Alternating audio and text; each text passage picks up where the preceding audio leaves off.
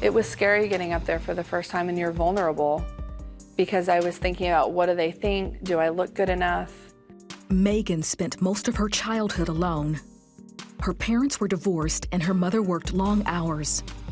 When she was molested at her elementary school by a male tutor, no one believed her. They were like, he would never do that. He's not that type of person, Megan. Stop lying. The tutor molested Megan a second time. Those experiences left her sexualized at a young age, and her many hours alone gave her access to adult entertainment.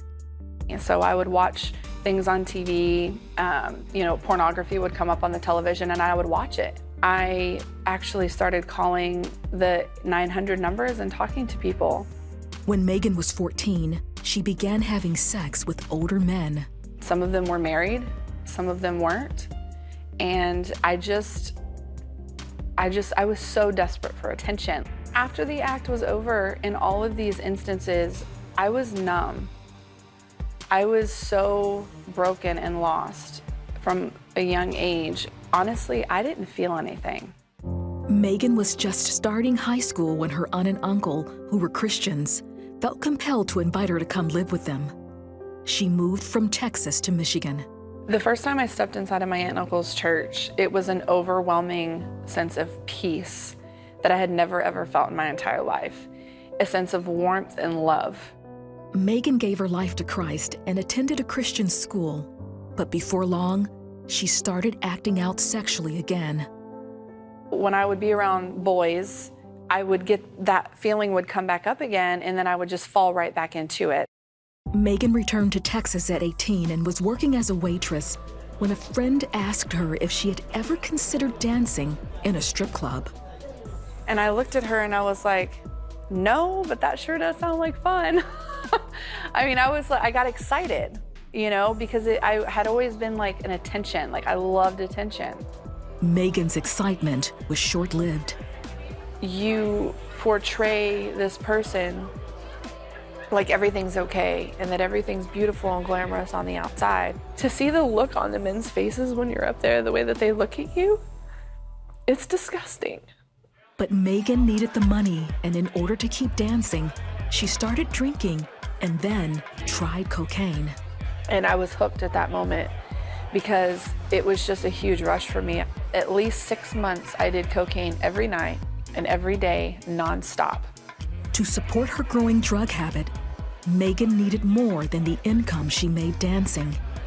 I realized a quicker way to make money was to get women to do what you wanted them to do. If I had a customer come in that wanted something specific, I would find someone and tell them, this is what you're gonna do, and do it. Megan became the club's madam, and her alcohol and drug abuse escalated. One night, ashamed of how far she had fallen, she closed herself in her bathroom and took a bottle of pills. Then she reached for a razor.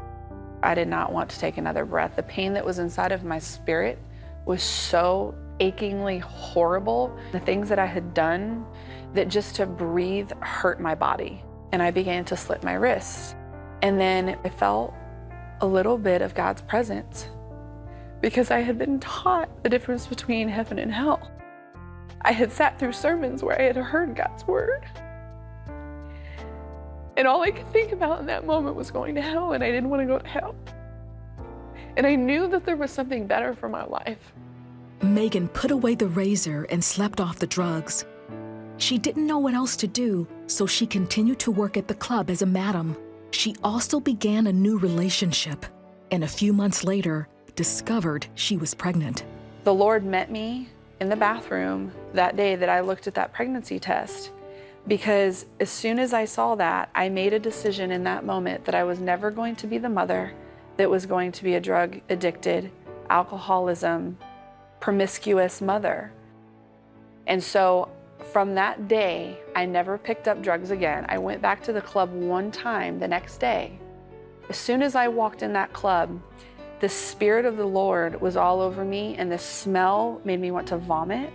The atmosphere, the music, and I left and never went back. Megan married her baby's father and gave birth to a son. She had turned away from the drugs and the lifestyle, but she still wasn't free. Even though I had stopped drinking, even though I had stopped drugs, and even though I had stopped clubbing, there was still a lot of damage on the inside of this heart that had to be worked out.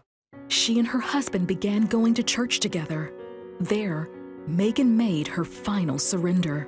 So I just asked the Lord to forgive me, and just asked him to just change my heart and change my mind and just make me a new person from the inside out. And he did that. And I knew that he loved me. And I knew that he could heal me and that he was healing my heart from my past hurts and pains. And that was a moment that I felt the last breaking of bondage off of my life. And I remember, man, I felt like I could put some wings on and literally fly out of that church. It was amazing. I will never forget the way that felt. Today, Megan runs Heels to Halos, an outreach to women who work in strip clubs.